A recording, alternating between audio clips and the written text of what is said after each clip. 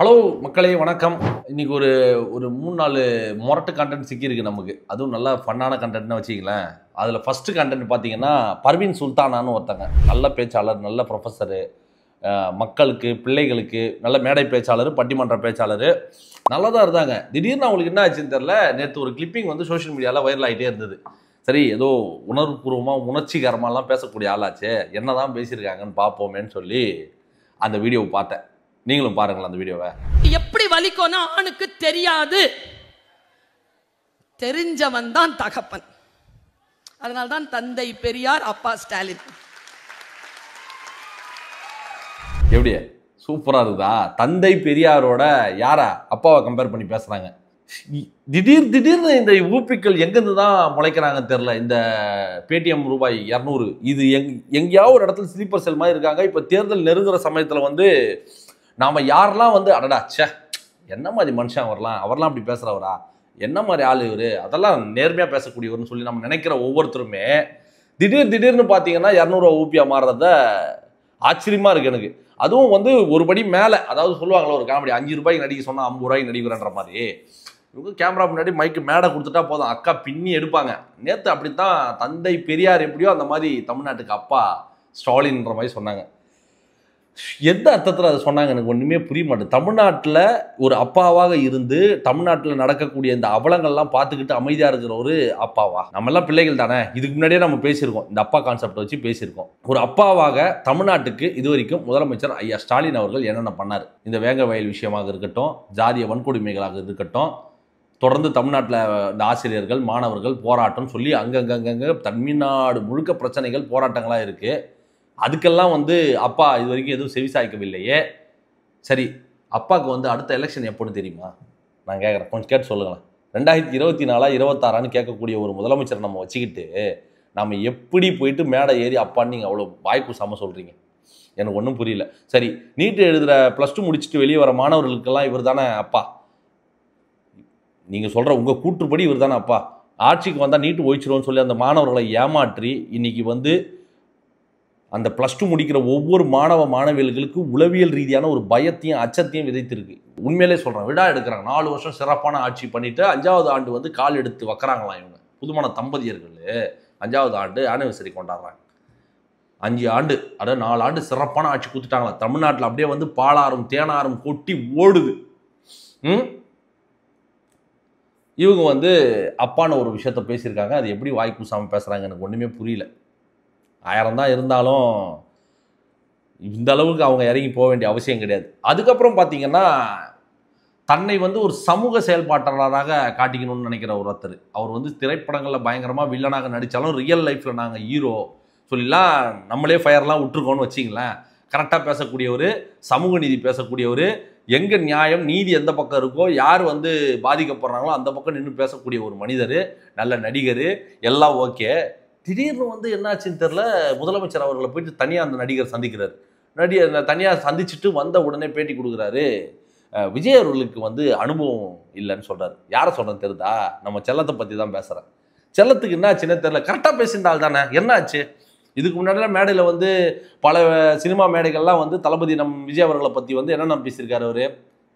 இவர்கிட்ட இளைஞர்களோட சக்தி இருக்குது, அவரோட நேர்மை, அவரோட தெளிவு, அவரோட பார்வைன்னு சொல்லி மேடைக்கு மேடை புகழ்ந்து பேசிட்டு, இப்போ வந்து தன்னை வந்து ஒரு நடுநிலையாளராக காட்டிக்கிற ஒருத்தர், அப்படி காட்டிக்கணும் ட்ரை பண்ணார், இப்போ எக்ஸ்போஸ் ஆகிட்டாருன்னு வச்சிங்களேன். காட்டிக்கணும் முயற்சி பண்ண ஒருத்தர் இன்னைக்கு தளபதி அவர்களுக்கு அனுபவம் பத்தலை. என்ன அனுபவம் பத்தலை நீங்கள் சொல்லுங்கள். என்ன அவர்கிட்ட அனுபவம் பத்தலை நீங்கள் சொல்லிடுங்க. ஏதாச்சும் வேலிடான ஒரு ரீசன் சொல்லுங்கள். கட்சி ஆரம்பித்ததுக்கு அனுபவம் பத்தலையா, இல்லை இயக்கமாக மாற்றினதுக்கு அனுபவம் பத்தலையா, தன் ரசிகர்களை கட்டுக்கோப்பாக நடத்தி கொண்டு போயிட்டு இருக்காரு, அதுக்கு அனுபவம் பத்தலையா? எதுக்கு அனுபவம் பத்தலை? கடந்த 15 வருடங்களாக வந்து தமிழ்நாட்டுக்காக, தமிழ்நாட்டின் உரிமைகளுக்காக பல விஷயங்கள் பேசியிருக்காரு, போராடி இருக்காரு. அப்போ அனுபவம் பத்தலைன்னு சொல்ல வரீங்களா? இங்கே தமிழ்நாட்டுக்கும் தமிழர்களுக்கும் அநீதிகள் இழக்கப்படும் பொழுது அப்பப்பெல்லாம் வந்து ஒரு தமிழனாக குரல் கொடுத்துருக்காரு, அப்போ அவருக்கு அனுபவம் பத்தலைன்னு சொல்ல வரீங்களா? என்ன அனுபவம் பத்தலை? ஏங்க நல்ல நடிகருங்க நீங்கள், எதுக்கு இப்படி வந்து நீங்கள் உங்கள் சினிமாலே நல்லா சம்பாதிக்கலாம், இன்னும் உங்களுக்கு 15 வருஷத்துக்கு மார்க்கெட் இருக்குது. என்ன நீங்கள் ஹீரோவாவோ நடிக்கலாம், வில்லனாவோ நடிக்கலாம், உங்களுக்கு உங்கள் திறமை மீது எங்களுக்கு அபார நம்பிக்கை இருக்குது. இப்படி போயும் எதுக்கு நீங்கள் போயிட்டு இந்த கொத்தடிமை எங்கள் காலில் விழுந்து நீங்கள் வந்து தன்னை கொத்தடிமையாக பிராண்டிங் பண்ணிக்கிறீங்க? ஒரு மேடையில் பாராட்டி பேசிட்டு உடனே என்ன நடந்திருக்கும்? அப்படி என்ன உங்களுக்குன்னா எம்எல்ஏ சீட் என்ன வாங்க போறீங்களா இந்த எலெக்ஷனுக்கு? அதுக்கு தான் விட்டு போட்டு வைக்கிறீங்களா இப்பவே? நான் கேட்குறேன். இந்த மாதிரி வந்து கருப்புக்குள்ளா சிவப்புக்குள்ளா போட்டுன்னு சுற்றுறவங்கள தான் பார்த்தா நம்ப முடியல. கூட இருக்கிறவனே முதுகில் குத்துற மாதிரி அனுபவம் பத்தலன்னு சொல்லிட்டு இருக்காங்க. இப்போ அண்ணனை கூட சொல்லக்கூடாது, செல்லத்தை வந்து சோஷியல் மீடியாவில் போட்டு வறுக்க ஆரம்பிச்சிட்டாங்க. பிஜேபிக்கு எதிராக பேசுகிறவர்கள நீங்கள் பிஜேபி செய்யக்கூடிய இந்த மதவாத பிரச்சனைகளையும் சாதி ரீதியான பிரச்சனைகளையும் தமிழ்நாட்டில் வந்து தமிழர்களுக்கும் தமிழ்நாட்டுக்கும் பிஜேபி என்ன மாதிரியான சில விஷயங்களை வந்து தொடுக்குது, இங்கே நம் உரிமைகள் பறிக்கப்படுதுலாம் வந்து இங்கே நம்ம எல்லாரும் பேசிக்கிட்டு இருக்கோம். பிஜேபி எதிர்த்த நிலைப்பாட்டில் சிந்தனை எதிர்த்த கொள்கை உடையவர் நீங்கள். அதே தானங்க இங்கே திமுக பண்ணிட்டு இருக்கு. அவங்க பாசிசன்னா நீங்கள் என்ன பாயாசமானு எங்கள் தளபதி கேட்டார்ல, அப்போ எப்படி திமுகவும் அதே வேலையை தானே பார்த்துக்கிட்டு இருக்கீங்க? இங்கே நடந்துருச்சு தமிழ்நாட்டில்? இங்கே அவ்வளோ சாதிய வன்கொடுமைகள் கொலைகள் நடக்குது. இங்கே வந்து ஒன்றும் கிடையாது. சாதாரண ஒரு கொடிக்கம்பம், விடுதலை சிறுத்தை கட்சியோட ஒரு கொடிக்கம்பம் நடத்துக்கே இங்கே அனுமதி கொடுக்கப்பட மாட்டாங்க. கூட்டணி கட்சி இத்தனைக்கும் அங்கே பிஜேபி என்ன வேலை பார்க்குதோ அதுதான் இங்கே தமிழ்நாட்டில் பண்ணுது. இங்கே எந்த அமைச்சர்கள் மீது வந்து இங்கே ஊழல் குற்றச்சாட்டு இல்லை? செந்தில் பாலாஜி அவர்கள் மீது இல்லையா? துரைமுருகன் மீது இல்லையா? ரகுபதி மேலே இல்லையா? இன்னும் பல அமைச்சர்கள் இருக்காங்க, சொல்லிக்கிட்டே போகலாம். அதாவது வந்து நம்ம படித்தோன்னு வச்சுக்க, இப்போ ராம்குமார் பின்னாடி வந்து நம்மளோட படித்த பட்டத்தை போடுவோம். இப்போது உங்கள் பேர் இருக்கும், உங்கள் பேருக்கு பின்னாடி உங்கள் பட்டத்தை நீங்கள் போடுவீங்க, அதெல்லாம் ஒன்று பண்ணுவீங்க. இவங்க வந்தாங்கன்னா அமைச்சர்கள் மீது தான் இந்த அமைச்சர் இந்த ஊழல் குற்றச்சாட்டு, இந்த அமைச்சர் இந்த ஊழல் குற்றச்சாட்டுன்னு ஒரு பட்டியலே இருக்குது. இன்றைக்கி பாருங்களேன், இலாக்காவை மாற்றி இருக்கிறாங்க. துரைமுருகன் வந்து இருங்க ஒரு நிமிஷம், தமிழக அமைச்சரவையில் இலாக்கா மாற்றம். துரைமுருகனுக்கு வந்து இந்த கனிம வளத்துறையெல்லாம் அவர் தான் பார்த்துக்கிட்டு இருந்தார். அதில் வந்து ஏகப்பட்ட அலிகேஷன்ஸு புகார்கள்லாம் வந்தது. கேஸும் ஏதோ சம்திங் போயிட்டு இருக்கு.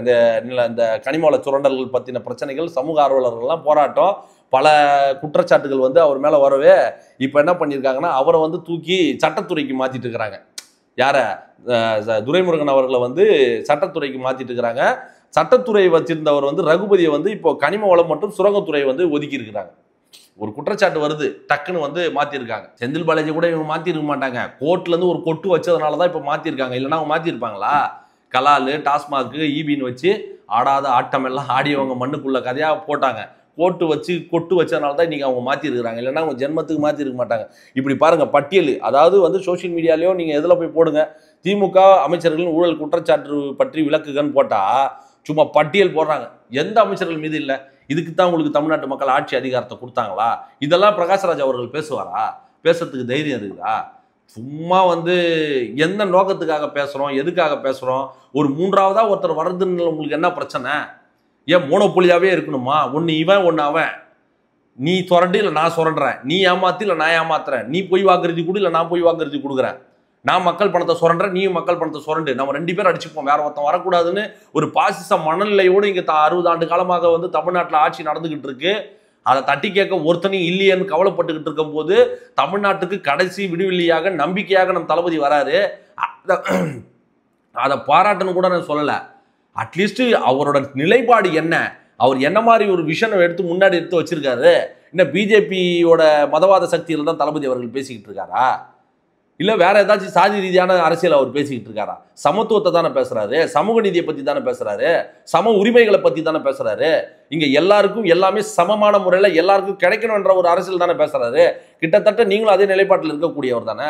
நீங்கள் எப்படி இன்னைக்கு பிஜேபி கூட ஜாயிண்ட் அடிச்சுட்டு இன்னைக்கு நீங்கள் வந்து விசுவாசமாக யாருக்காக நீங்கள் வந்து இந்த மாதிரி அனுபவம் இல்லைன்னு சொல்றீங்களோ, அதே திமுக பிஜேபியோட பேக்ரவுண்டில் டீலிங் போட்டுக்கிட்டு தமிழ்நாட்டை இன்னைக்கும் ஏமாற்றி சுரண்டி சாப்பிட்டுக்கிட்டு தானே இருக்கு. இதை பற்றிலாம் நீங்கள் கேட்கறதுக்கு உங்களுக்கு திராணி இருக்கா? உங்களுக்கு தகுதியே கிடையாது பேசுறதுக்கு. ஃபர்ஸ்ட் ஆஃப் ஆல் புரியுதுங்களா? அரசியல் அனுபவம் நீங்கள் முதல்ல வளர்த்துங்க. சும்மா உட்காந்து ஒரு டிவியில் ஒரு டிபேட்டில் உட்காந்துக்கிட்டு ஒரு கட்சியை மட்டுமே விமர்சனம் பண்ணிக்கிட்டு அவங்க தப்பு பண்ணுறாங்க, நீங்கள் விமர்சனம் பண்ணுறீங்க, எல்லாம் ரைட்டு. பட் எந்த ஒரு தவறும் செய்யாத ஒரு மக்கள் நம்பிக்கையை சம்பாதிச்ச ஒரு மிகப்பெரிய நடிகர் வராருன்னா எடுத்த எடுப்பில் வந்து அவருக்கு என்ன தெரியும்? களத்துக்கு வந்து அவர் மக்களை சந்தித்து அவர்கிட்ட ஆட்சி கொடுத்து பாருங்கள், அவர் என்ன செய்வார்ன்றது தெரியும். ஒரு பவரும் கொடுக்காம நீங்கள் எதுவுமே பண்ணாமல் அவர் வரும்பொழுதே அவருக்கு ஒன்றும் தெரியாதுன்னு ஒரு பிராண்டிங் பண்ணி மக்கள் மனசில் விதைக்கிற ஒரு வேலையை வந்து இந்த திமுக கொத்தடிமை கும்பல் பண்ணிக்கிட்டு இருக்கு. அதுக்கு அவங்க உங்களை யூஸ் பண்ணுறாங்களா இல்லை நீங்கள் உங்களோட ஆதாயத்துக்காக அங்கே போய் மாட்டியிருக்கீங்களான்றதெல்லாம் வந்து கூடிய விரைவில் வந்து இந்த காலமானது உணர்த்தும். மூன்றாவதாக பார்த்தீங்கன்னா இந்த ஸ்டாண்டப் காமெடின்ற ஒரு கல்ச்சர் கேட்டகரி வந்து தமிழ்நாட்டில் பல வருடங்களாக இருக்குது. நாம் வந்து இந்த கலக்கப்போவது யாரெல்லாம் பார்த்துருப்போம். மதுரை முத்து, அமுதவாணன், இன்னும் இந்த ஜிபி முத்து மாதிரியான பல பேர் வந்து இந்த ஸ்டாண்டப் காமெடி எல்லாம் நாங்கள் பண்ணுறோம்னு சொல்ல கிரிஞ்சு பண்ணி சுற்றிக்கிட்டு இருப்பாங்க இன்ஸ்டாகிராமில். அதில் ஒரு சிலர்லாம் இன்றைக்கும் வந்து நிலச்சி நிற்கிறாங்க. டிவி காலத்துலேருந்தே நான் பார்த்துருக்கோம். 90s கிட்ஸ்க்கு தெரியும் இந்த சன் டிவியில் ஓஜா ஓஜாலாம் வரும். அதில் ஸ்டாண்டப் காமெடிலாம் பண்ணுவாங்க. இன்றைக்கி வந்து காலம் மாற மாற மாற மாற வந்து இன்றைக்கி அது டிஜிட்டலைஸ் ஆக்கப்பட்டு இன்றைக்கி இன்ஸ்டாகிராம் மூலியமாகவோ இல்லை ஷோஸோ அமேசான்லேயோ எல்லாம் வந்து இந்த ஸ்டாண்டப் காமெடி கல்ச்சரானது இன்றைக்கி இருக்குது.